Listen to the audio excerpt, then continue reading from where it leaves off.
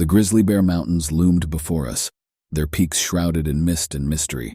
My heart raced with a mix of excitement and trepidation as my friend Alex and I set foot on the trail that would lead us into their heart.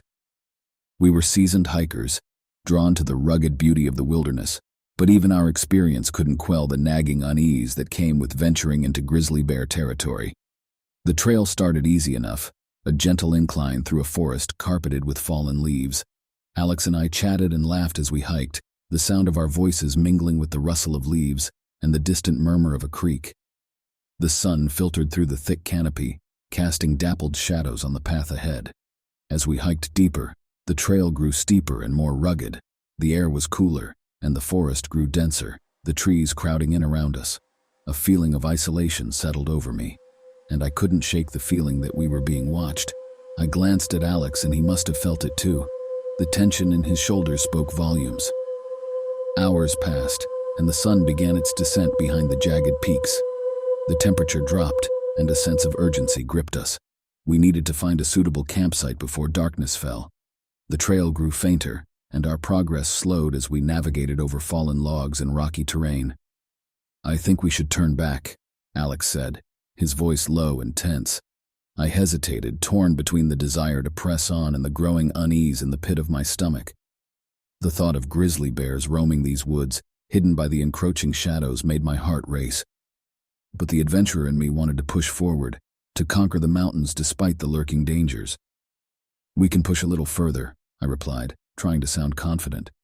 "Just until we find a good clearing for camp."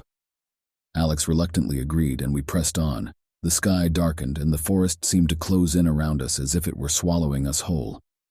Our footsteps echoed eerily in the stillness, and the rustling of leaves took on a sinister edge.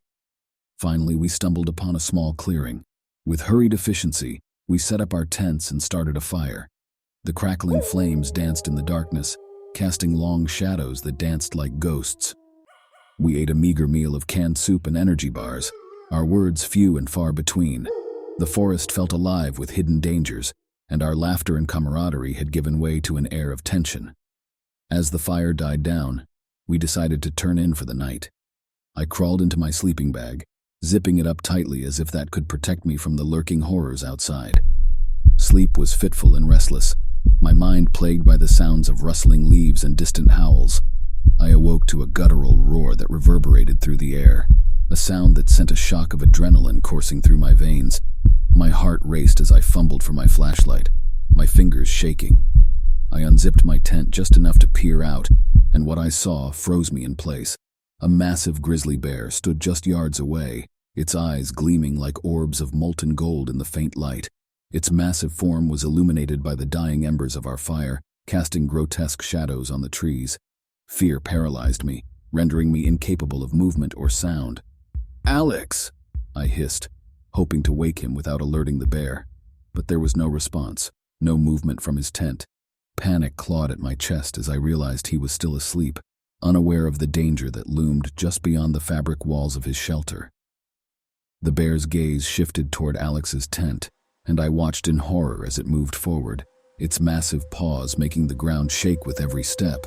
I needed to do something, anything to save my friend. With trembling hands, I grabbed a nearby branch and threw it in the opposite direction, hoping to distract the bear. The creature turned its attention to the noise, its head snapping in my direction. For a heart-stopping moment, our eyes locked, and I felt a surge of terror like I had never experienced before. The bear's growl rumbled through the air, a sound that vibrated through my very bones. And then, with a speed that defied its massive size, the bear lunged toward Alex's tent. The fabric tore like paper as the creature's immense claws ripped through it. I could hear Alex's muffled shouts and screams as the bear's attack turned into a violent struggle. I was paralyzed, my mind unable to process the horror that was unfolding before me. Time seemed to stretch as the struggle continued, the sounds of snarls and roars echoing through the night. And then, as suddenly as it had begun, the noise ceased. The forest fell silent, the only sound the harsh rasp of my own breathing.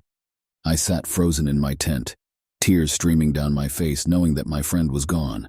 The darkness pressed in around me, suffocating me with its weight.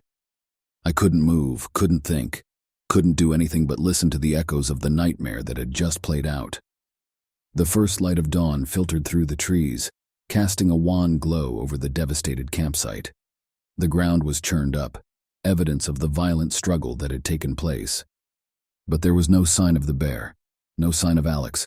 Only the echoes of their terrifying encounter remained, etched forever in my memory. I emerged from that nightmare a shattered shell of myself, haunted by the loss of my friend and the horrors of that night. The Grizzly Bear Mountains held a darkness I had never imagined, a darkness that had claimed Alex's life and forever changed mine.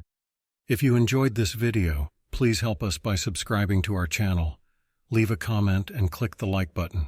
We appreciate each one of you.